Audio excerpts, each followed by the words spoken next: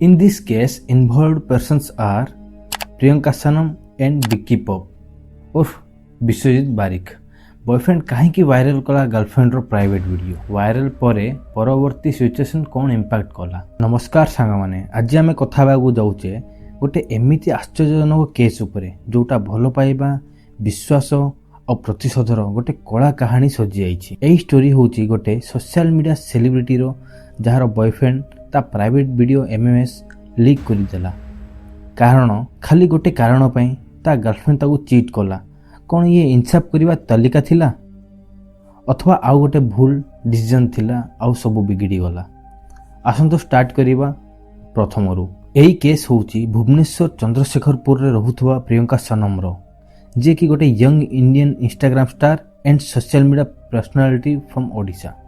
Born on 26 March 2001 in Calcutta but currently से भुवनेश्वर रे रहुचंती। से प्रीवियसली टिकटॉक रे लिप सिंक करी पॉपुलर हेइथिले। वर्तमान इंस्टाग्राम रे भेरी पॉपुलर हेइचंती तांकर stylish photo, reel, attractive smile द्वारा। इंस्टा रे से 620 के फॉलोअर्स गेन करि सारिचंती। तांको बॉयफ्रेंड विकी पॉप उर्फ विश्वजीत बारिक, जन्मस्थान जटणी खोर्धा।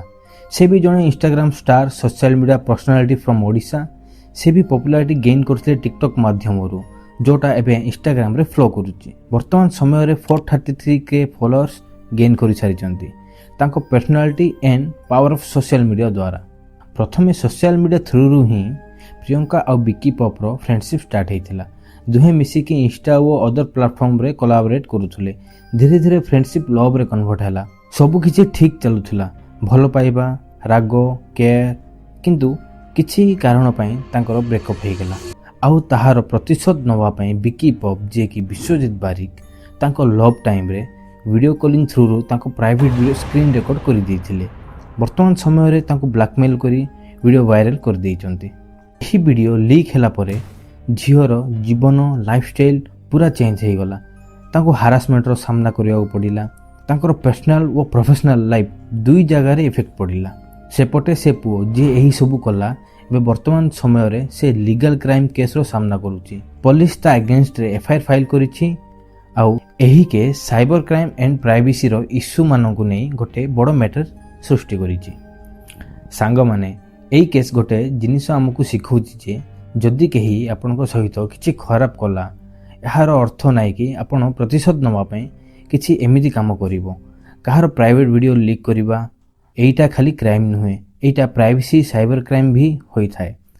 निज राग को कंट्रोल करंतु। एमिति सिचुएशन निज इमोशन सह नुह, निजर माइंड सहित निष्पत्ति निहंतु। कौन पाइना गोटे भूल डिसीजन पूरा लाइफ बर्बाद कर दिए। आउ भौणी माने, आपण माने होउचंदी आम गर्व। प्रत्येक झियो मानक भितरे प्रथमे आमे माँ को देखू। और जेति की सबू भाई माने आमर रोस्टिंग वीडियो बनाउचंती तांको पाई मोर काइंडली मेसेज। आमे चाहिले आम माँ माने बदनाम, आउ आमे चाहिले ही आम माँ माने प्रसिद्ध। निष्पत्ति आपणक उपरे। आपणक मतामत कौन अछि एही केस उपरे? कौन पुओ ठीक कला ता एक्शन रे, ना से भूल कला? कमेंट करिकी निश्चिंत जणांतु। सब्सक्राइब करंतु नेक्स्ट केस डिकोड पई।